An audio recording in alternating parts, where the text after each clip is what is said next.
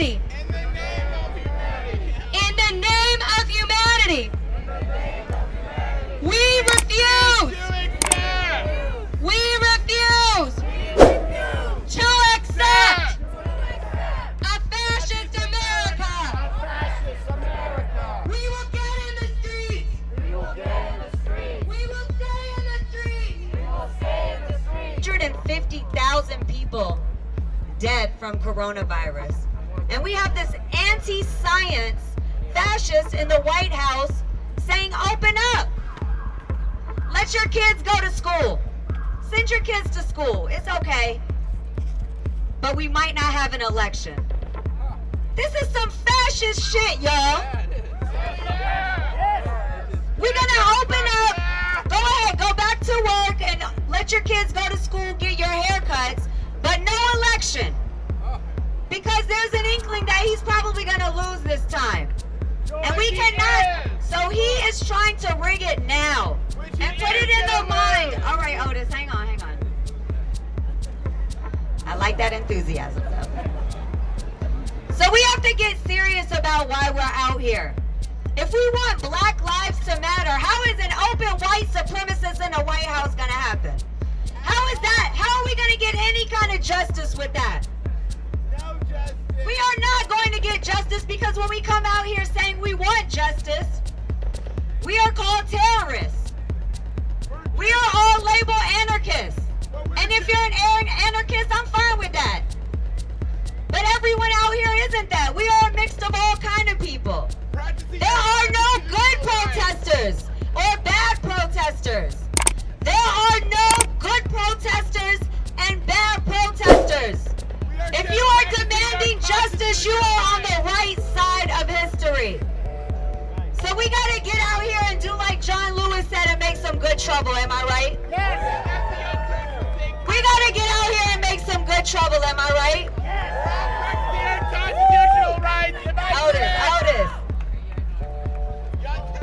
And I'm just gonna say like a hero, Fred Hampton of the Black Panther Party. We have to stop fascism because fascism will stop all of us. We have to stop fascism because fascism will stop all of us.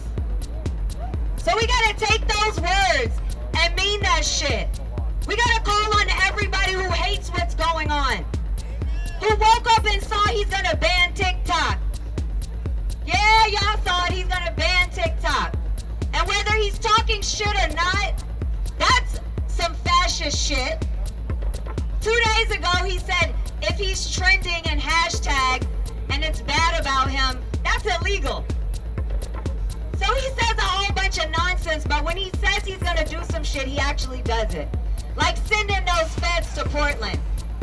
We're not gonna let them snatch up protesters, am I right? We are not gonna let them snatch up protesters, am I right? When they come out, we come out. We are gonna come out and we're gonna say hell no to Trump's Gestapo. Hell no to a fascist police state. No feds. The NYPD, I don't care if you're NYPD or feds, you are not gonna snatch people up. We're not gonna let you terrorize Black communities.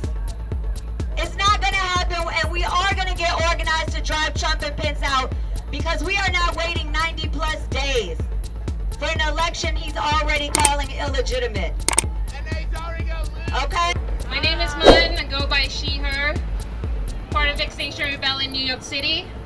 For those of you who don't know us, we're an environmental movement that practices nonviolent civil disobedience. We want to compel the government to act on the climate emergency to avoid climate catastrophe, biodiversity loss, and societal collapse.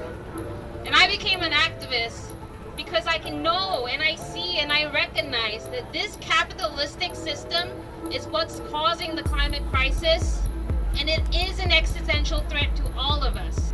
And I'm here at this rally, and my friends are here at this rally, because we know what this administration means to activists. The government has failed us again and again and again. And with COVID, They've also demonstrated again the mishandling of a crisis, and that has caused further inequality, that has caused economic complexity and collapse. And the Black Lives Matter movement and all of the movements before us have showed us how challenging of an undertaking this is. But no matter what our individual causes are and our individual demands, we are all in the same fight, and we're fighting the same system.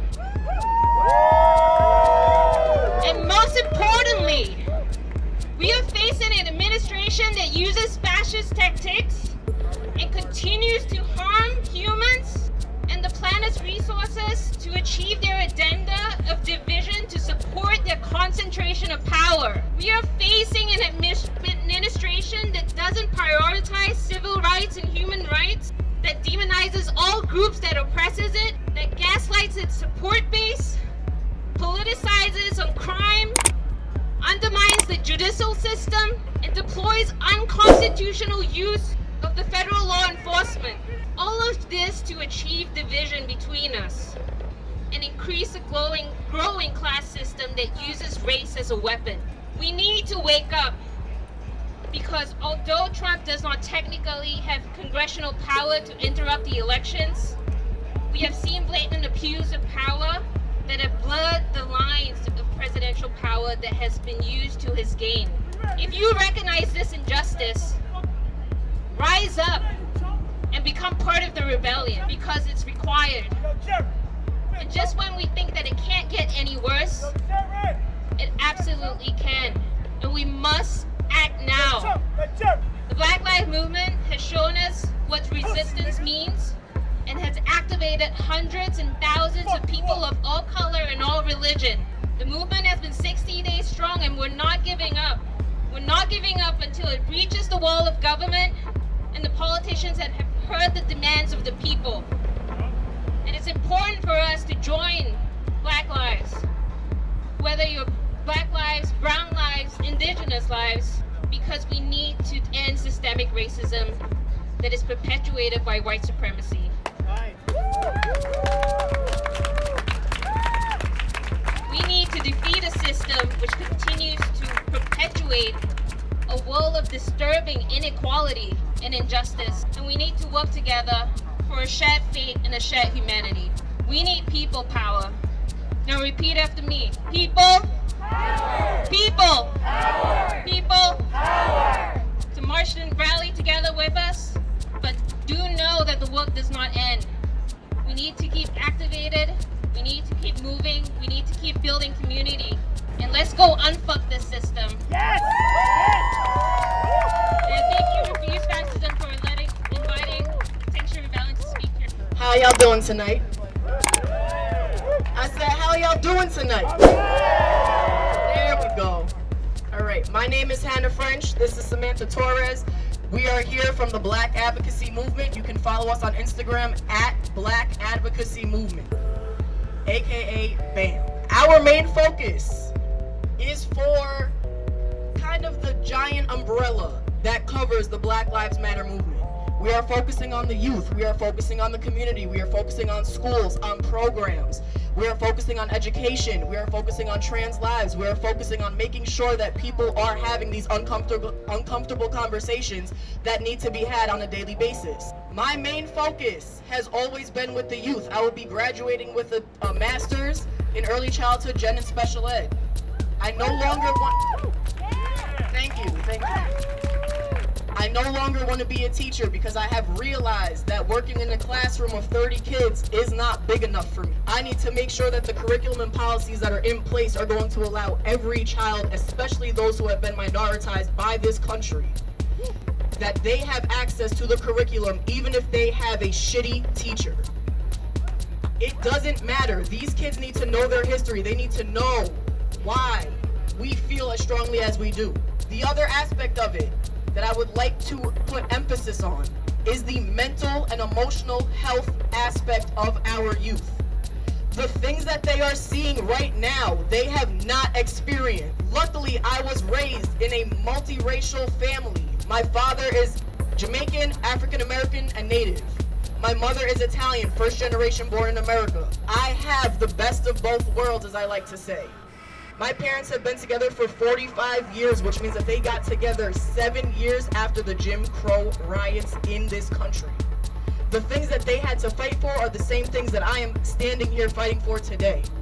They continuously tell me how proud they are of me, but it is sickening the fact that I have to stand here as their 29-year-old daughter to fight the same fucking fight that they did. To be treated with the same goddamn respect that we fucking deserve. To be given the recognition that we built this fucking country. We fucking did this. We didn't ask to be brought here. We were taken from our countries. We were enslaved, and we were made. We were made to make this country exactly what it is right now.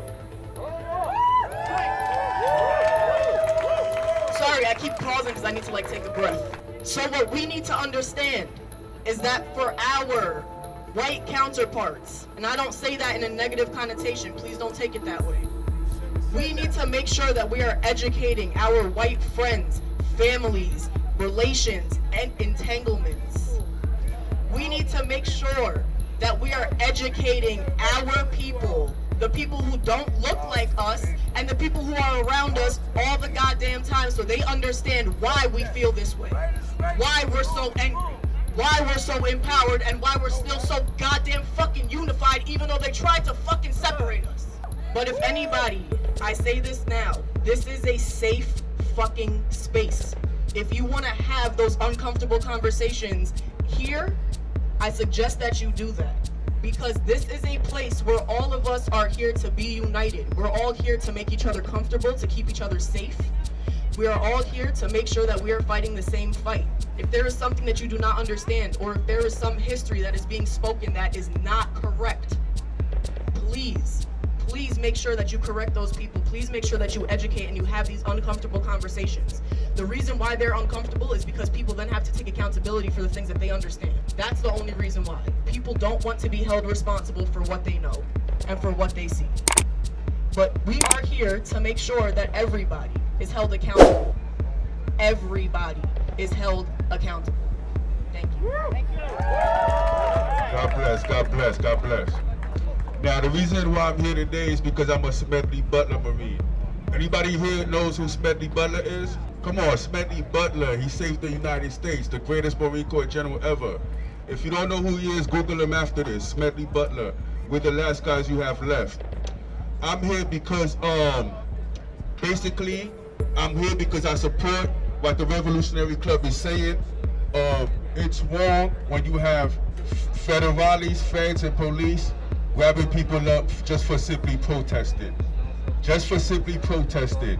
That's how far it's gone in this country. And also, I'd like to say, just for my military experience, I would also like to tell you that I'm also Haitian, and I'm here representing Haiti Lives Matters also.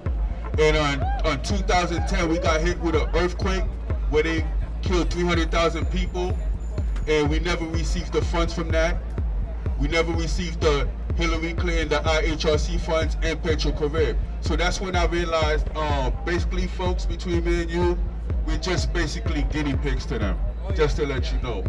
For my military instincts also, watching what happened during 9/11, for my military instinct, I'll let you guys know, personally, I think 9/11 was an inside job.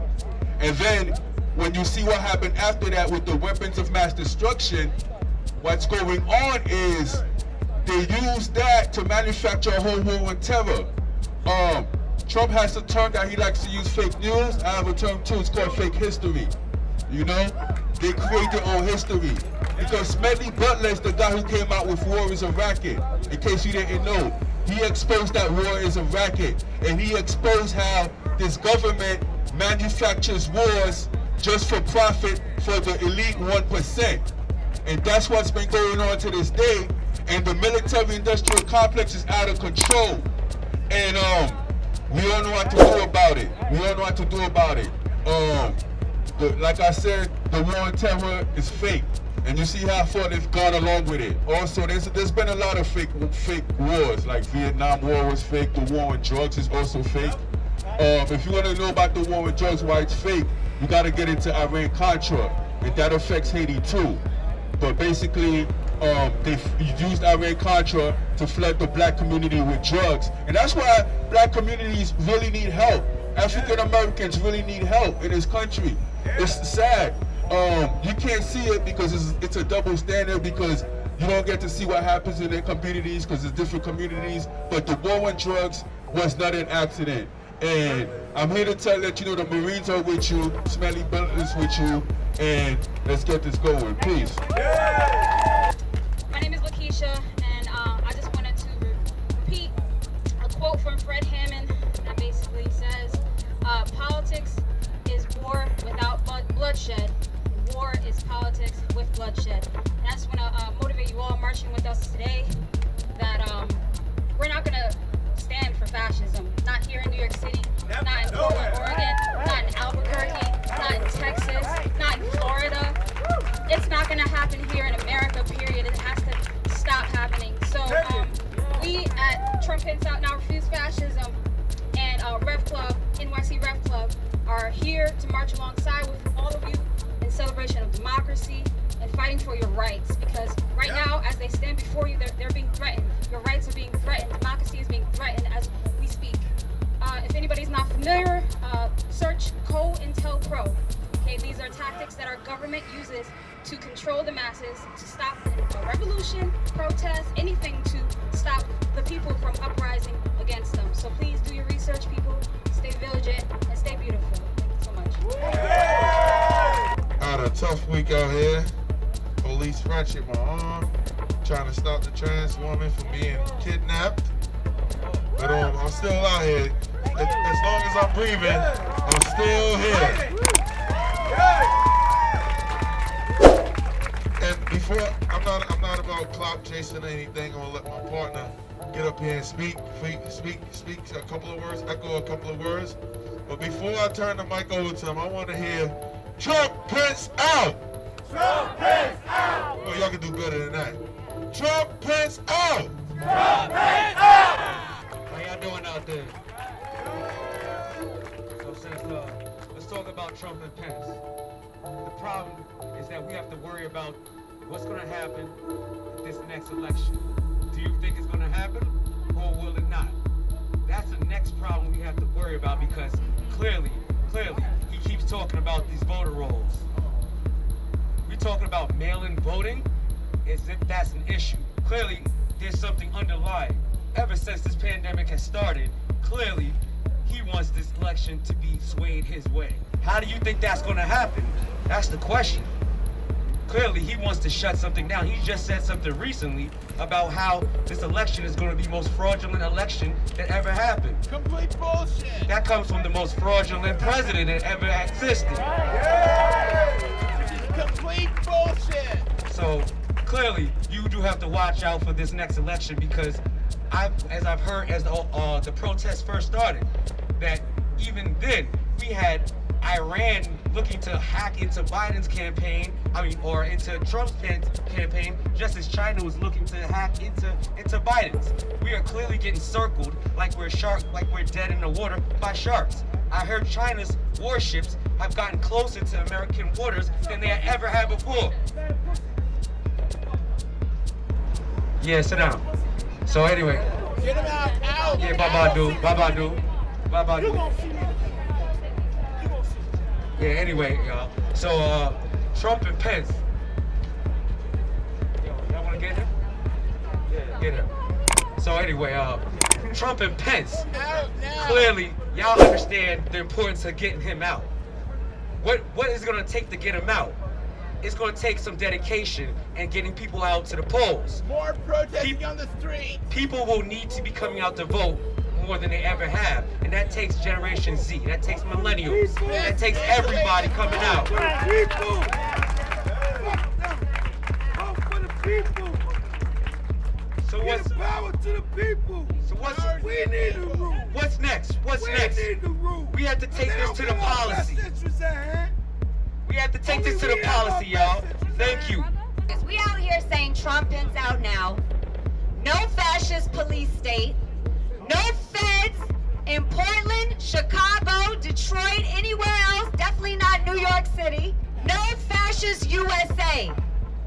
Well, I'm gonna echo what he was just saying about these elections, because Trump is already setting the tone for them to be thrown out, to be seen as being rigged. And that is not acceptable, but also we have to come out now, because this election is not guaranteed. We do not know what will happen. He already tweeted about delaying it. As I said before, go ahead and open the schools, but we're not going to be able to vote. He is laying something out. This is a fascist escalation. This is a fascist escalation. Sending feds into cities to clamp down on protests is a fascist escalation. That is a fascist escalation, and we cannot allow that shit. I don't know what future you guys want to live in, but that is not one I want to live in. And with that, I want to bring up someone from the South Asian Solidarity Initiative who will speak to a little bit about what it's like if you do have fascism come into power.